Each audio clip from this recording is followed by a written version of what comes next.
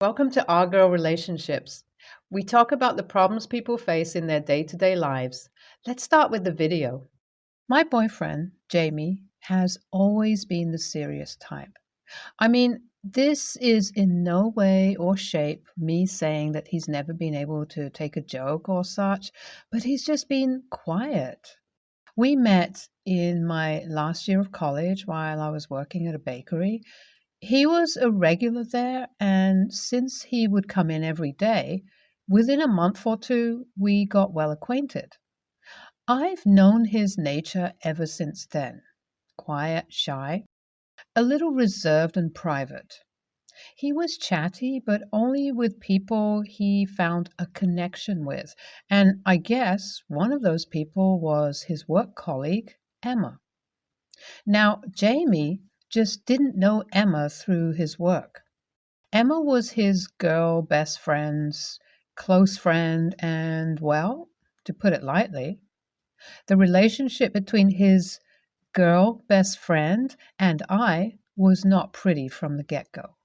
It was all for the typical reasons: her making snide remarks about me stealing her best friend, her comparing me to his exes and such.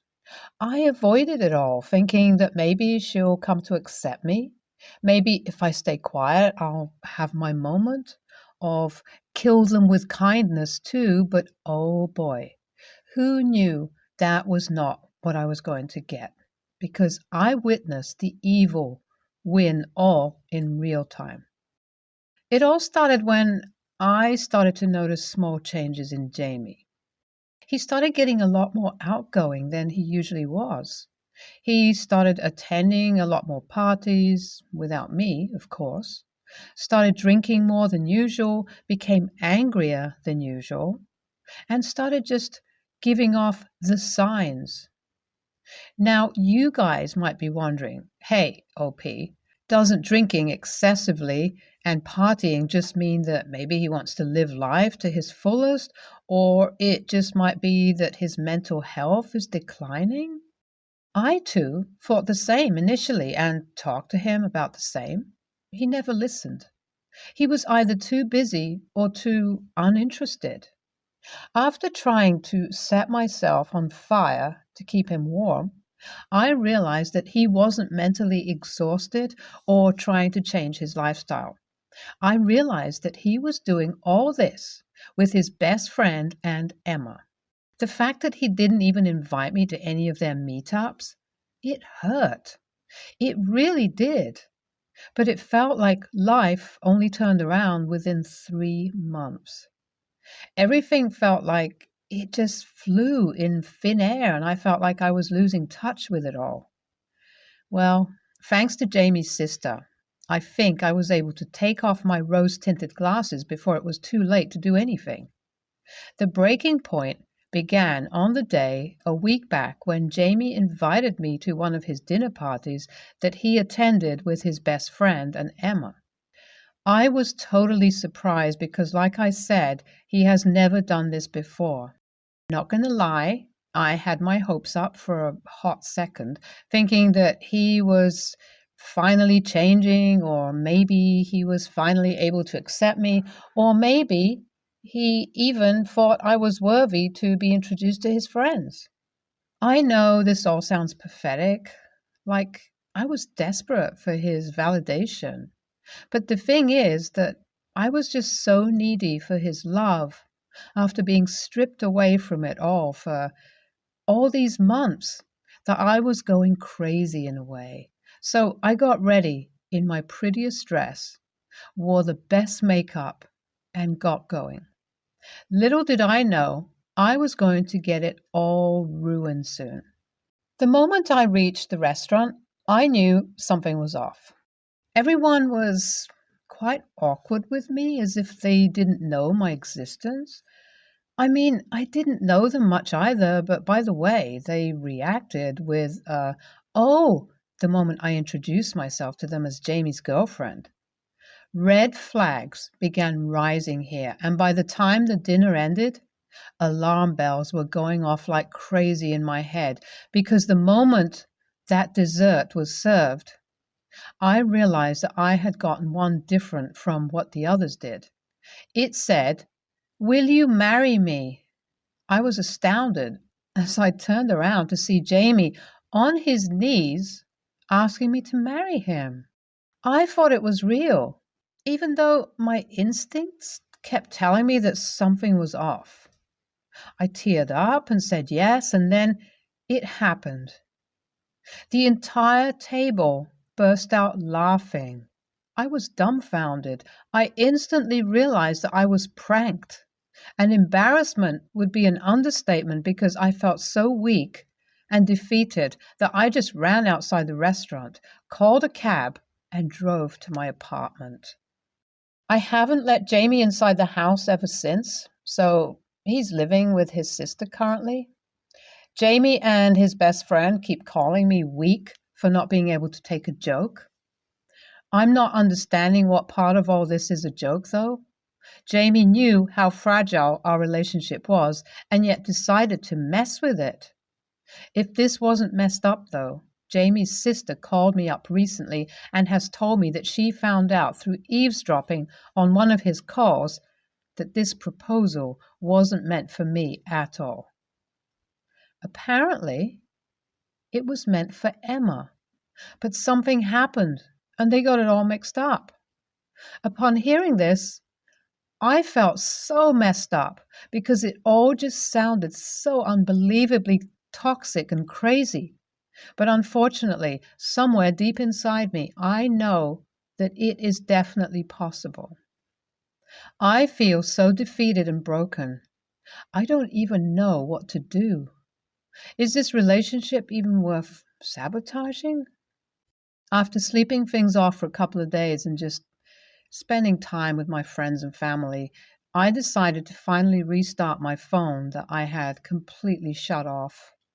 I found my phone flooded with millions of texts, all from Jamie, his best friend, and even Emma. It was sort of unbelievable that Emma even reached out to me. I mean, that girl didn't even have my number. My surprise wasn't a pleasant one, though. I could immediately sense myself getting panicked as I was about to press on the text to open it. I was fully hoping to receive text after text from all of them, shaming me like they were, but this time I felt like I was fully ready to give them back what they threw at me. I believed that I wasn't as weak as the last time, but at the same time, there was definitely a part of me that was weak. So, with this weird feeling inside me, I opened the message and was shocked to find out that their tones had completely changed. I saw their texts go from bitter to sweet, vile to angel-like within the span of hours. I was and still am confused as to what truly brought about this change. I didn't end up responding to any of them because, WTF, am I even supposed to say to them? I called up Jamie's sister instead, and she told me that she knew exactly what was up and that she'd love to meet me and talk about it. I told her I was in. So we've planned this meeting for tomorrow. I'll keep you guys updated as to how it goes. Today was the day that Jamie and Jamie's sister, Jacqueline, met. And boy, was the meeting worth every tear that I lost over him. Jacqueline started off the story from the beginning, why the prank actually took place. Apparently, Jamie was going to propose to Emma at the dinner party and leave me. He had made the dinner party reservations for the same and saved the rest for the proposal, but he forgot about it all and ended up inviting me to the dinner party because I wouldn't stop cribbing about the fact that he wouldn't take me to meet his friends. He then did the whole prank thing, which led me to kick him out of my apartment. He moved in with Jacqueline, who knew everything, and told their parents about the same. The word spread, and now everyone, including his friends at the party, are shaming his best friend, Emma, and him over being toxic cheaters. Apparently, Jamie has also cheated on Emma with his best friend, and that's causing some internal issues within them. Everyone is disgusted by him. Jacqueline has gone as far as kicking him out of her apartment. He's currently living in a hotel. Jacqueline and I chatted over everything that went down and how disappointing it is to see this sort of negative change in Jamie. In the end, I decided that I was going to shift all of his things to his parents' place. I have also ended up blocking all three of them. I think you guys can see how much this has changed me. Calling the conversation between me and Jacqueline would be an understatement because I think it's quite literally brought me back to life. Hi everyone. I have decided that with so much on my plate, I will log off of this account, but I wanted to give you guys a last thank you and a short update. Firstly, I feel very happy to let you know that I'm okay. I'd even be confident to say that I'm way beyond okay. I believe that I'm doing great, actually. I have completely removed myself from the life I was living and the life of Jamie. I'm free to live like a free bird now, and he's free to live a life of misery. The karma has definitely bitten him in the butt. He no longer has any friends or any family left to support him. He's currently living in a tiny apartment, and from what I have heard, he, his best friend, and Emma are no longer in contact because of the falling out that they had. I think I'm living my best life, living in a new locality, meeting new people, and embracing this newly found confidence. I think I owe you guys and many more people who had the humanity in them to support me. Thanks, everyone. Yeah, sounds like Jamie wasn't so much of a good guy after all. Seems like he just had it in him all this long. If it was just the opportunity he was looking for to act on it, please set your standards higher, OP.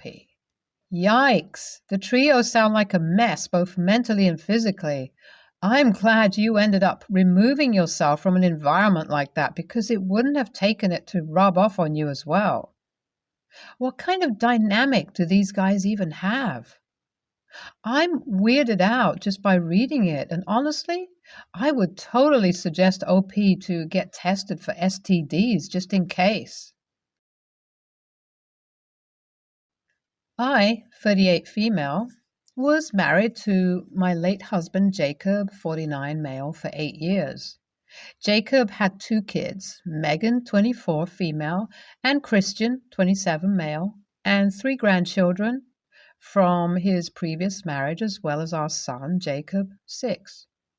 I had pretty decent relationships with Megan and Christian until the day of Jacob's passing. Megan and her 2-year-old son, who lived with us until 2 days ago. Jacob passed away 3 weeks ago after a very short battle with colon cancer. He received his diagnosis just 5 months before his passing. Jacob's family has a history of colon cancer, so he was always good about keeping up with his health and doctor's appointments. The diagnosis wasn't much of a shock, just that it was caught so late, despite his efforts. He was diagnosed with stage 4 and was told that the treatment at that stage was extremely aggressive, with a relatively low success rate. He ultimately decided to just be made comfortable, and while it wasn't a decision I was happy with, I supported him and respected his decision. I asked him when he planned to tell the kids, and he told me that he didn't, and asked me not to tell them. He told me that he would never forgive me if I told them because he didn't want their last memories of him to be of him sick. He started spending a lot more time with the kids and grandkids and taking lots of pictures and videos. He had a Build-A-Bear made for each of them with a recording of his voice. He continued making memories with them up until the day that he passed away, despite the pain that he was in. It was hard watching him go through that and feeling like I had no one to talk to and continuing to be strong for him so that he wouldn't be sad for me. The day before he passed, I felt like he knew that he was going to pass away. He had a sleepover with the kids and grandkids like they did when they were little. We laughed and had a good time, and he passed away early the following morning. I let them all have their time with him before calling the police. When the coroner came, he asked if he had any medical conditions, so I told him that he had stage 4 colon cancer. Christian heard me speaking with the coroner and blew up on me. It was so bad that the police had to escort him out. I tried to explain to him that it's what Jacob wanted, but he wouldn't listen. Megan eventually followed her brother's lead and blew up on me as well. They called me so many horrible names, and I broke down. Jacob was cremated, as he requested to be. His ashes were divided amongst his parents, the kids, and myself, and we had a service for him last weekend. Megan and Christian didn't come to his service, along with some of his family members that they told their version of events to. They are planning to have their own service for him tomorrow that I'm banned from coming to. They've been ignoring me and Jacob since the day of their dad's passing, and Megan has since moved in with their mom. My heart is broken. I have zero clue what I did wrong. My son lost his dad and siblings, and he feels so sad and confused. Was I wrong? NTA, you did the best you could in a horrible situation. As much as I hate to speak ill of the dead, your husband was the AH for putting you in that situation and denying his children and grandchildren the opportunity to prepare. It was terribly selfish of him to only consider his own needs and not what would happen when they found out he had been hiding it from them.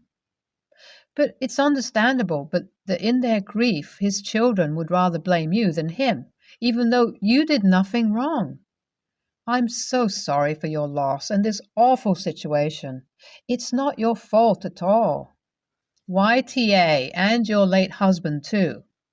My parents also didn't tell me that my dad has cancer. I knew something was up because your behavior actually changes when you have cancer, but I never really knew. When they finally told me, they said they wanted to protect me and my sister, and I get that, but I felt betrayed, and that broke my heart. This was in 2018, and I'm still angry about that. It's not about giving some good last memories. It's about letting your children in the dark. And I think they sensed something was wrong, but they didn't know what. My brother, 32, male, married his ex-wife when they were 18. They both wanted a big family, but wanted to get themselves financially stable first. Then they had trouble conceiving. Their relationship was on a very steady decline, and things got bad enough that they divorced 2 years ago without ever having a baby. I felt really bad for my brother because he clearly wanted a family and didn't get that with her. He's been upset about it, but last year he met someone new and they're now planning on getting married and moving forward. However, his new fiancée does not want to be a mom. She says she has no problem with kids and likes spending time with the kids in our family, but in her words, prefers the ones you can hand back. I didn't think it was my place to say anything. I had figured that John had decided she was worth not having children and that it was a personal decision.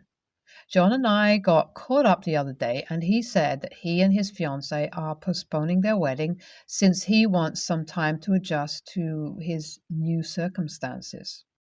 Those circumstances, he told me, were that he and his ex-wife are having a baby together. He is providing a sample, so there's no cheating, and his fiancée is apparently on board, as long as she gets to be a stepmom, not a mom. They plan for split custody even when the baby is a newborn. For the first month, he will visit her house and spend most of the day there helping and bonding, then go home. After that month, they'll start doing weekly custody swaps. I just flat out said it was a bad idea. I don't think anyone in this situation understands what they're getting themselves into. And there isn't room for trial and error when it's a literal baby at the center of it all. I think his fiancée, who is my age, 25, does not understand what will all go into raising this baby and does not realize she won't get to be a stepmom. And even if she does, I have a feeling my brother will resent her for it.